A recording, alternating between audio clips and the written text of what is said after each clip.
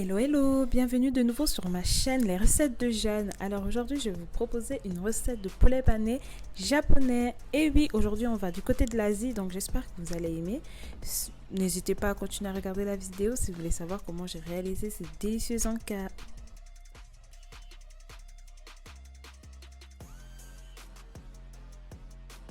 Alors, pour cette recette, rien de bien compliqué, vous avez besoin de blanc de poulet, de fécule de pommes de terre, de poivre, de sauce soja, de mélange d'épices chinois, d'ail et de gingembre. Et aussi d'huile de friture évidemment pour frire votre poulet.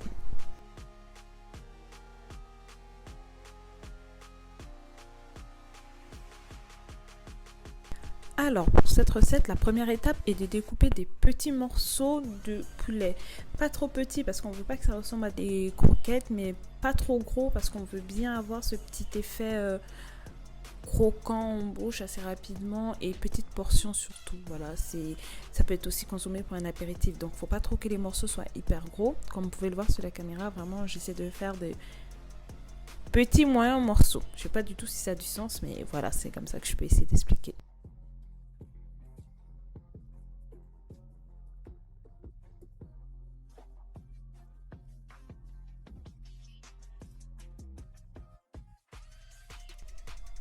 Ensuite, pour la deuxième étape, vous devez piler votre ail et votre petit morceau de gingembre. Alors moi, j'ai préféré utiliser un pilon plutôt qu'un mixeur parce que je voulais vraiment que les deux ingrédients s'écrasent et que les jus qui sortent se mélangent parfaitement ensemble. Donc après, vous pouvez aussi utiliser un mixeur, c'est à l'appréciation de tout un chacun. Mais moi, j'ai préféré utiliser mon petit mortier. Avec mon petit pilon, ça m'a rappelé un peu ma mère aussi, je dois bien avouer.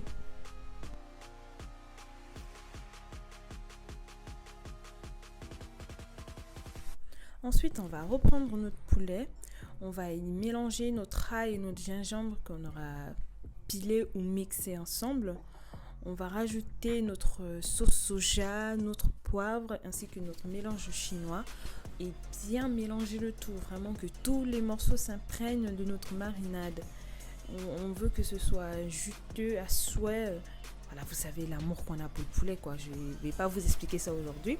Donc voilà, on va mélanger le tout et on va attendre environ 1 à 2 heures, voire 3 heures. Mais l'odeur que ça va dégager, c'est dommage vraiment qu'on puisse pas mettre les odeurs dans les vidéos parce que je vous assure, ça embaumait ma cuisine. Je pouvais manger ça cru limite. C'était hyper bon, ça sentait hyper bon. C'était tout ce qu'on aime chez le poulet, quoi.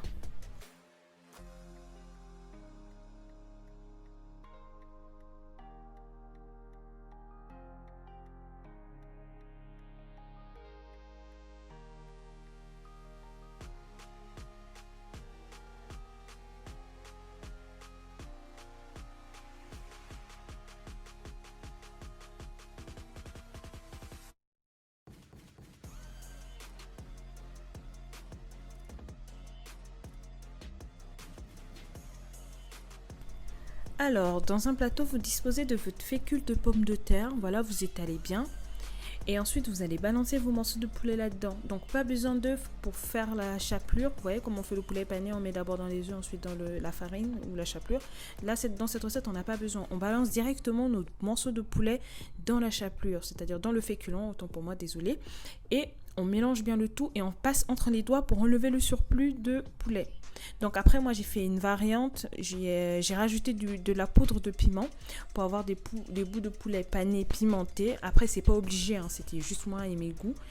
Et vous faites frire le tout dans une huile pas trop chaude, les gars, pour que le poulet soit bien croustillant. Et ah oui, c'est aussi à manger chaud, hein, pas froid.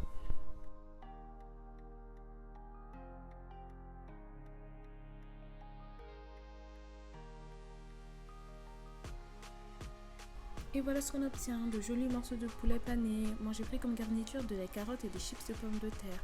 J'espère que vous avez aimé, n'hésitez pas à partager et à commenter la vidéo si ça vous a plu. À la prochaine!